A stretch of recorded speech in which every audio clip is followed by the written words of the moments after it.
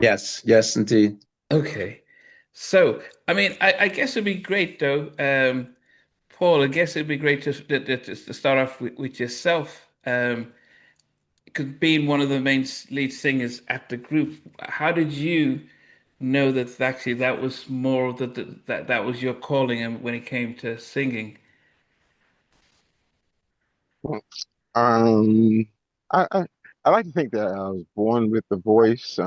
My dad, dad was always a singer. He was always a singer in many of the groups and things of that nature. And then I um I always had an ear for music. I can't play an instrument. I can't read a note, but I have an ear, so I know melody. I do harmonies, and at that time, um, I always led to high, high singing notes. Eddie Kendricks and Smokey Robinson, what have you. And I think they heard me singing the song in the shower, and I was hitting all the notes and all the keys effortlessly and flowing.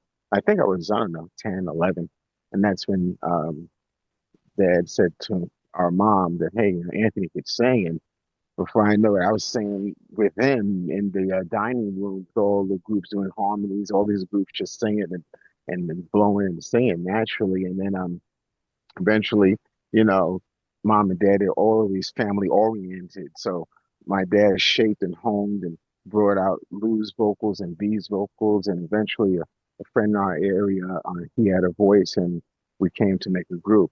So it was a natural thing. I like to tell people in our home singing wasn't an option. Music wasn't an option. This is what you do. But what about instruments? Because I think B, you play, was it the drums and synths? Oh, Music, yeah. yeah, yeah, yeah. Um, I started playing the drums around 11, 12. Around 11, 12. I didn't have a drum set. I used the pots and the pans and stuff like that. The love was definitely around, yeah, around 11, 10, 11 years old. Yeah. But And I the learned from watching a lot of good drummers. The two main drummers that inspired my life, I don't think I'd have even been the songwriter that I am if it wasn't for one of these drummers. One was Craig Stewart, and I followed everything he did. He was a local drummer, so he started writing songs in the band because me, Lou, and Paul, we were singers, and we had a backup band that was play for us, and he was the drummer in the backup band, but he had this leader quality about himself, and I was just enamored with how he played drums and how he wrote songs on the bass guitar, and that's how I first started writing songs. But the first person to give me the inspiration to play drums was a guy named Ray Rock. He really encouraged me, and he made me feel like, hey, I think I can actually play this. And he happened to find out years later that he's Chris Rock's uncle. oh, And his name is Ray Rock. I didn't know Ray Rock was his real name. I just thought Ray Rock was a cool nickname. But yeah, those two guys inspired me. Without them, I would have never played drums. Yeah. And Also, B, tell them the group that even though Ray Rock was part of a background band that played with us, when we severed ties, Ray Rock went on to become a member of who? oh, Crown Heights Affair. Crown Hmm. Heights Affair. Well, some of the Hmm. members of Crown Heights Affair was part of our backup band, and then we split up, and they later on became Crown Heights Affair, and we felt kind of sad. We felt like, wow, they made it, we didn't. I know.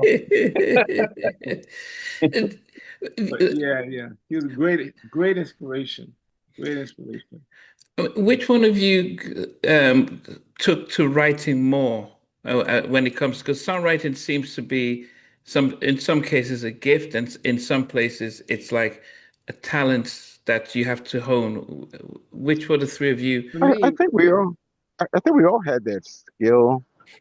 At the yeah. time, we didn't know it was a skill. It was just that I think the Well, first song I ever wrote in my life, I think I was 9 years old. I wrote a song called yeah, "You Can't Catch a Butterfly." I remember that. Ooh, come I on and remember that. catch me. Catch me. Ooh, Mhm. come on Come and on catch and catch me. me. Ooh, and I was 9 years old.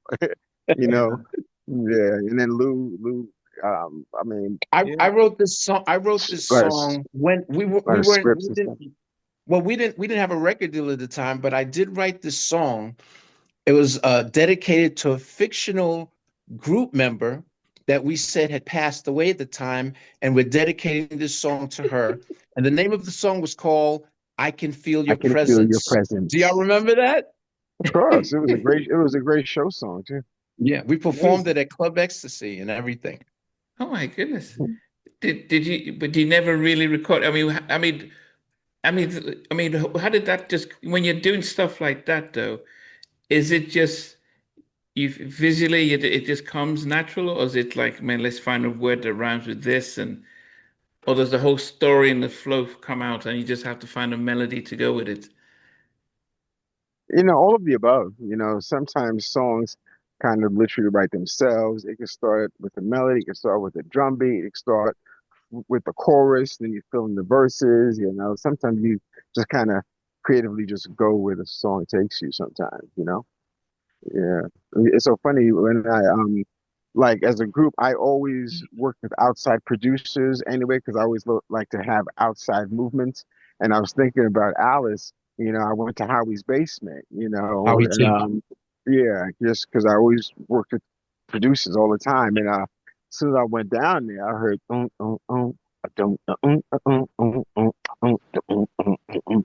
the first thing out of my mouth was, "Yo, Howie, that sounds like Alice." He like, "What in the world are you talking about?" He didn't know what I was talking about. And I said, "Give me a pen."